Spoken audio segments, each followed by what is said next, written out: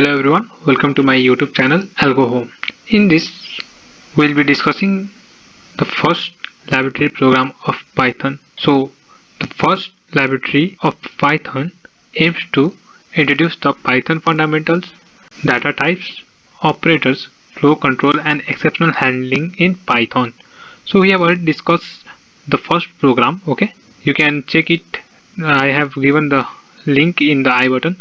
Now we'll be discussing the second program. Okay, so before moving ahead, let's have some knowledge about the Python fundamentals, data types, operators, flow control, and exceptional handling in the Python.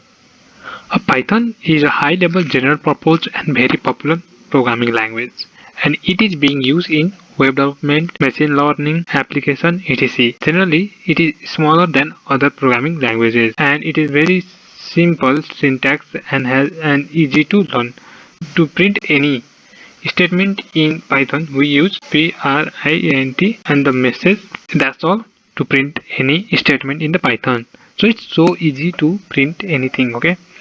Now moving ahead, we'll be discussing the data types in Python. Python data types. The data types in Python are numeric, string, sequence, mapping, boolean, set. So numeric is of three types. Okay. It may be either int, float, or complex, and it holds the numeric value.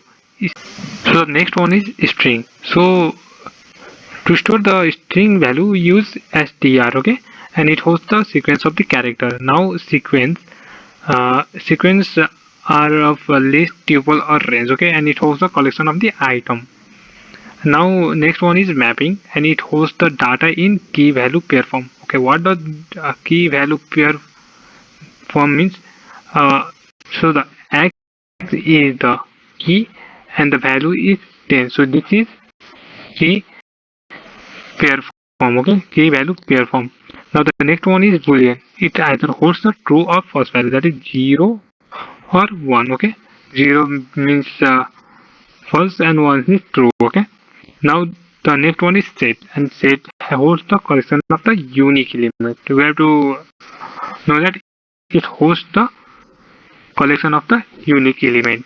Now moving on, we will be discussing about the exceptional handling in the Python. So we know that exceptions abnormally terminate the execution of program.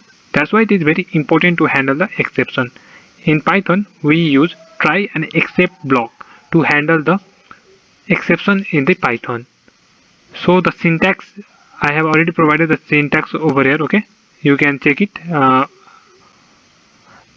First one is you have to use a try, and you have to write the code that may cause the exception. Okay, now followed by the except double colon, and now we write the code catch that exception, means we will be catching that exception. Okay, now so the code to run when the exception occurs. Okay, I have provided one example that is here. Okay, means I have example as division by 0. Okay, now the numerator is equal to 10 and denominator is 0. I have assigned numerator with the value 10 and denominator with the value 0. Now the result is given as numerator divided by the denominator. Okay, and I have printed the result. So what may be the exception is that the numeric divided by any number divided by 0, it may be giving the result like infinity. So I have to handle that exception. Okay, to handle that exception, I have used a except block.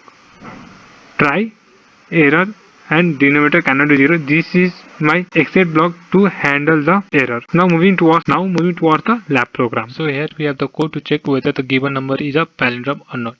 So the first line of the code, what does the first line of the code does is that we take a input from the user by using a input keyword, and we are converting that input into a integer form and storing it into the variable value. So what we are basically doing is that we are taking for example, okay, we are taking an input from the user, that the user has given something like 101, and we are doing that we are assigning this to a variable val.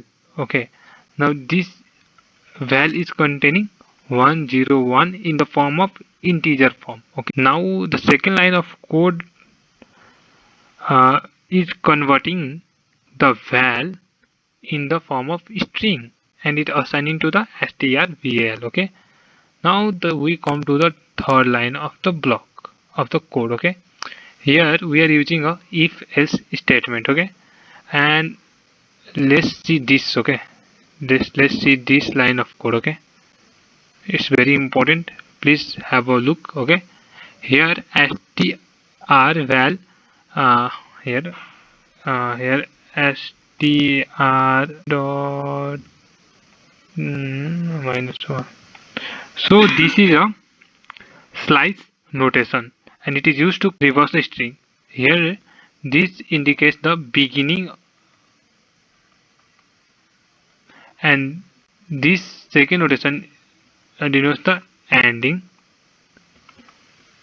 and this -1 represent that we are reversing the string. Okay, if this the previous str value, like we have storing this 101 str value, okay, in str value. Now we are checking either its reverse form. Okay, its reverse form, that is, what is reverse form? That is 1 0 1 is equal to 101. Yes, so what will be printing the enter value is a palindrome, otherwise we'll be printing the else statement, that is enter value is not a palindrome. Now here we are using a for loop. Okay, and this is a syntax. First the syntax is like for, and we are using a variable in range. Okay, this initiates a loop that iterates over the number from 0 to 9. So this will iterate from 0 to 9 and it will be checking whether the count of 1 is greater than 0. If it's greater than 0, then it will printing the stri, means it will printing the value that is 1, and this will be as it is, means it is in double colon, so it will be printing appears, and it will be counting. Okay, it will be counting, it will count the digit occurrence in the input and phrase time. Okay, means how many 1 has occurred, that is 2 times, so appears 2 times is the output. Okay, so first 0 appears 1 time and 1 appears 2 times. This is the output. And thank you, and please subscribe our YouTube channel.